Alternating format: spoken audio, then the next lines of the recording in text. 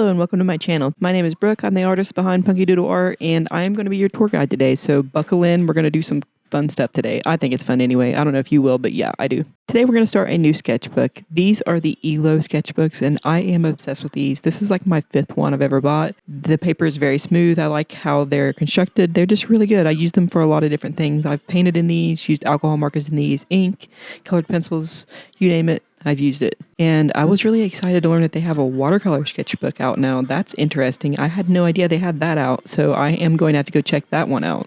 It has a little pocket in the back that is conveniently enough, large enough to fit a hand. Not that you would ever need that, but you know, it's good to know it could fit a hand back there if you want it.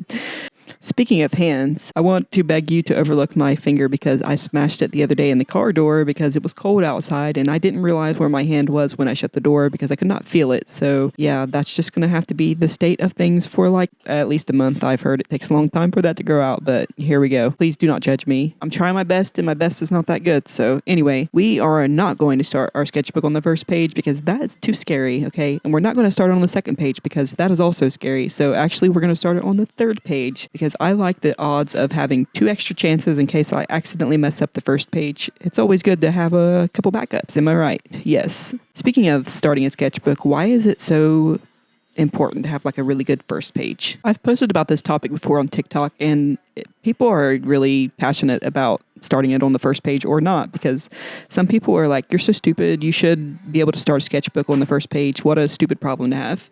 Other people were like, yeah, I totally get it. I totally understand. Other people were like, you shouldn't make art on the first page because it's too much pressure. So why don't you just make like an introduction page with some stickers or something on it, which I like that idea. That's a cool idea. This is the first sketchbook I've started in a really long time. And I don't know why I didn't think about that until just now. So we're just going to do art on the first page and take our chances. Actually, art on the third page. I made a mistake there, didn't I? Art on the third page and take our chances of making something decent, which I am happy with what I made. I think I made something decent. I'm not upset at this. Not the best thing I've ever drawn, but it's definitely not the worst thing I've ever drawn either. Wouldn't it be cool if it was possible to be able to see like what is objectively the worst thing you drew? Like you could just open up a little book and see like, this is the best thing I've ever drawn. This is the worst thing I've ever drawn. This is the most ridiculous thing I've ever drawn. That would be really cool to have a little book like that because I don't keep all of my artwork. If I make something really, really bad, I throw it away. Or if I make something really silly that I'm not going to use again, I just throw it away. I know that's like a weird thing to do. Not a lot of people do that, but I live in a 700 square foot house that cannot hold all of the dumb,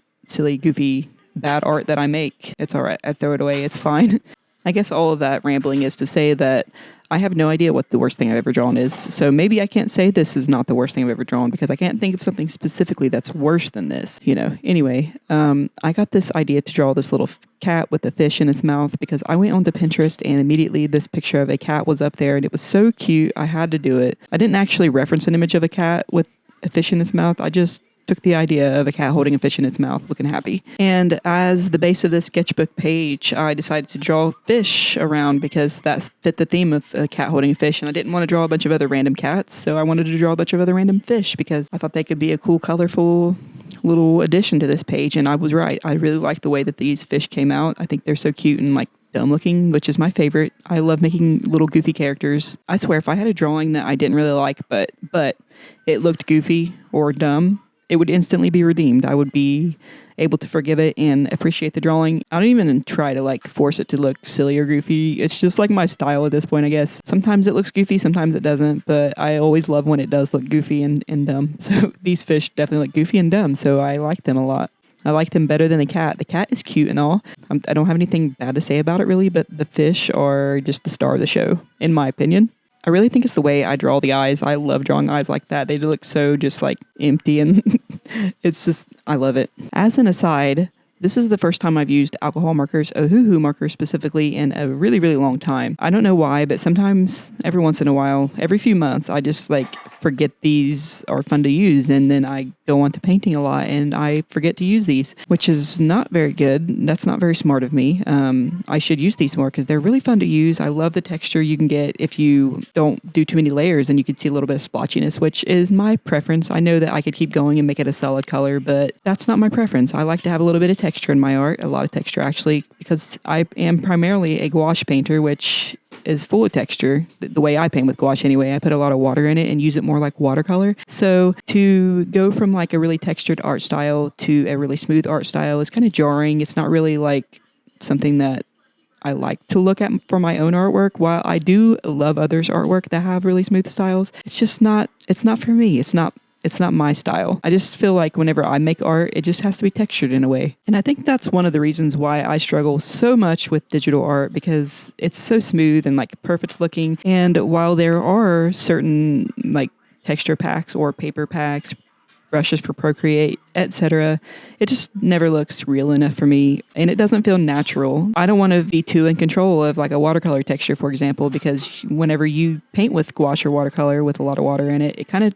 just creates its own texture, and it's always cool to see what the texture is going to be in the end and how that changes the look of your artwork, adds character, whatever. And with digital, it's kind of like really rigid, and I don't know. I used to be able to draw digitally, but I don't know what happened. I had like a skill regression or something, because now every time I try to draw on my iPad, I like hate it. I do not like the way it looks. It's, I don't know. I'm having a hard time with it for some reason.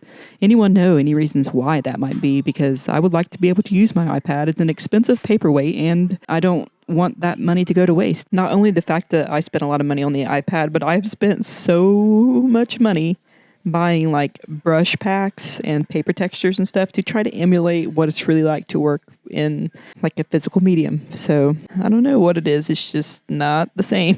I'm going to go back to talking about the art in question here, because I got a little bit distracted, as per usual. After I did my base layer of colors with Ohuhu markers, I love to go in and use a colored pencil on top of it. I just used a dark brown colored pencil for everything except a little bit of black in the end for the eyes. I forgot how easy it is to draw on top of these markers with colored pencil. It's so smooth and satisfying, whereas if you put on a too thick layer of gouache, it gets kind of hard to draw on top of it. So I was really pleasantly surprised to remember that it was fun to draw on top of alcohol markers with a colored pencil. And for some reason, I really struggled to make that fish that the cat's holding in its mouth look somewhat decent. I don't know. It really strayed from what I was originally picturing. I don't know. I was expecting it to be like a lot cuter in the cat's mouth, but it's fine. I guess this is just a sketchbook to practice in. So maybe next time, if I ever want to draw another cat holding a fish in its mouth, I can make it cuter. So, no sketchbook page is complete without filling in all of the white areas with little random stuff around the main illustrations. I love drawing these little random like stars. I guess they're considered stars. I don't know. They're not like a 5-pointed regular star. They're just kind of just whatever. And I like to use the same colors that I used in an illustration to keep the page cohesive. I think that looks really cool every time. It's like a really easy way to just keep it all together and make it look kind of cute. I always find that using a limited color palette really helps to keep the page looking more cohesive and intentional, if that makes sense at all. Because whenever you have unlimited colors and you just like throw in all the colors on there, it can just kind of look discombobulated. Not always, sometimes. I mean, you can still pull it together sometimes. But anyway, I don't know. I love working with a limited color palette, so I might be a little bit biased, but I really do think it makes your page look elevated if you do it correctly. But now I am almost to the end of this video, so I want to tell you guys that I really appreciate you guys watching this video. And if I had a cookie to give you, I would definitely share it with you, or whatever snack you wanted. Let me know in the comments what snack you want me to give you. Please subscribe to my channel. I am trying really hard to grow my channel and make a little place here in this corner of YouTube. I would appreciate any kind of engagement you guys could give me. So thank you so much for watching. I hope you enjoyed this video. Please let me know if you did. Okay, again, thank you so much for watching. I will hopefully see you guys in the next video. Bye-bye.